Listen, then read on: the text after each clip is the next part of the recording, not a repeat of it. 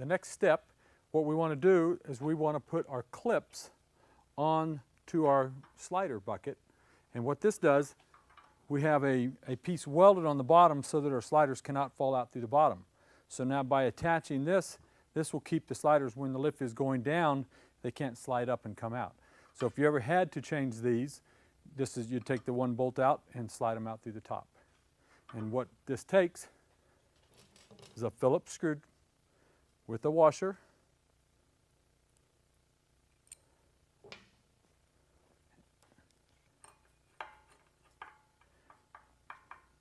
And tighten it just like so. And that keeps everything from sliding out. You'll have 2 per post. We'll go around and do that. And there's one back here in the power unit that I need to show you that's a little different than the rest. Now inside the bolt package, you'll see that there is a conduit clip. This conduit clip is going to attach, the bolt will go on the outside of it and through the clip.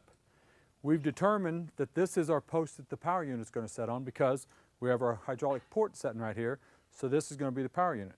So what we do with this conduit clip, it holds this hose up out of the way.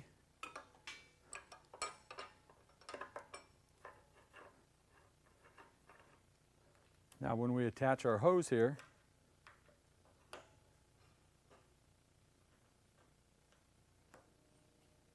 this conduit clip holds the hose on the slider bucket that goes up and down with the post, so it can never get underneath of it to be pinched. It keeps it completely out of the way. Okay, so once you've got this clip on, now we've tightened up our jam nut to our fitting that comes out. This is our hydraulic hose on the underneath that is already pre-assembled and hooked to your cylinder, so you don't have to mess with that. So the only one you're going to do is put this outside one on with a 3/4 inch wrench, tighten it up to where it's tight, and that'll be your only hose that you hook. And then we'll hook the other end to the power unit in a few minutes. These are your top caps. They go on top of the post that your cables will attach to. One of the top caps have 4 holes in it. They're pre-drilled and threaded for your convenience to be able to attach the power unit bracket to it. You're only going to use 2 of the holes. We put 4 in there so that you can position that bracket in 3 different positions. So you'll use 2 holes doing this direction, this way, or this way. And we'll show you how these go on to the post. But you have a left and a right. And so once you put the power unit one in, you're going to make the rest match it to be the same. We have determined that this is where the power unit is going to set on this post because we have a hydraulic fitting and we have the top cap that has the 4 holes in it. And we're going to insert this as a tube that will insert in on top of the top of the post. You want to make sure that the hole for the cable is going to be lined up with this pulley. So your cable is going to run right up here and into this top hole. So it will go on just like this. Drop it right in. Make sure you keep your fingers away because that will hurt. Okay, on these top caps, there's a right and a left. You have a straight cut, and then you also have an angle cut. Okay, when you insert this in, you have the straight cut here, that's facing to the inside of the lift, and then the angle cut is facing to the back post, to the opposite end of the post. And that's how you have to set each post up so that you get the correct top cap in the right or left post. So once again, we have the straight cut, we have the angle cut. The straight cut's going to be facing on the inside, so I'm going to insert this. Just like so. Have the straight cut on the inside. The angle cut is pointing to the back of the post. And you'll set the others up just like this. Now, for your convenience, we've already routed all the cables into the pulleys and hooked them to the cylinder block so that you don't have to figure out which cable goes to which spot or which pulley.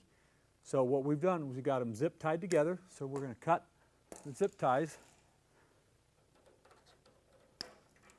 And at this point, they've all just kind of fallen out to the corners. This one's going to go this side, this one's going to go over there. They've made it to where it's real easy to understand how they're going to be assembled. Once you've cut the cable ties, strap ties off, Now the cables are dangling down below. You're going to want to thread them through the track. So we'll come up, thread it through this hole.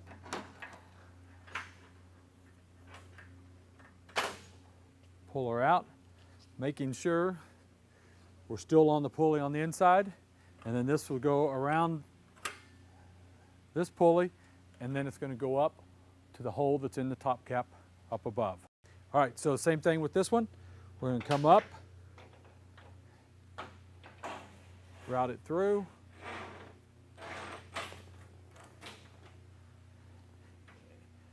and then this cable is going to route right through this offside track.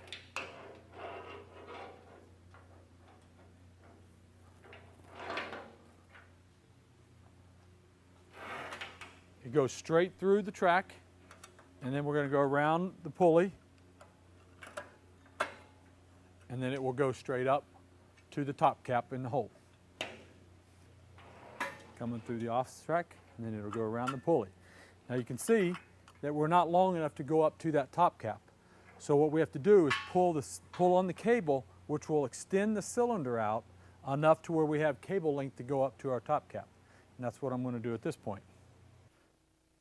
So with the cable wrapped around the pulley, what I'm going to do is just give it a pull, and that's pulling out the cylinder. You can hear the air escape from the cylinder as it's going. You just want to get enough to where you get to the top cap. So I go around the pulley, and I see if I've got enough to go up through, which I do.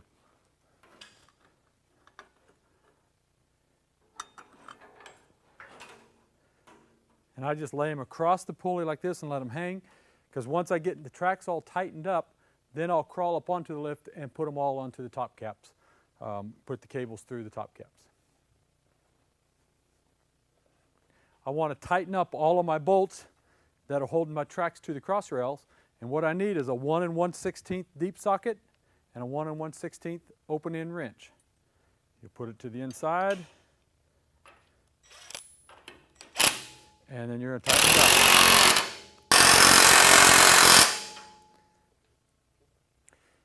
Now we've tightened up all 8 of the bolts that go through the cross rail to secure the track to the cross arms, so there's no movement at all. Now using a ladder, get up on top of the lift. We're going to take the cables and route them through our top caps. You'll notice we have two nuts attached to the cable bolt. Take both of those off.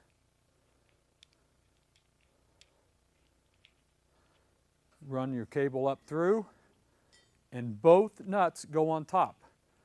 One is the first nut, and then you have the jam nut that'll go on top.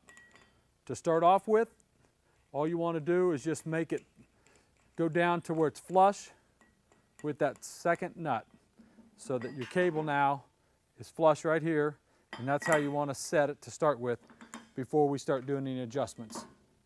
And we'll do this to all 4 of the cables.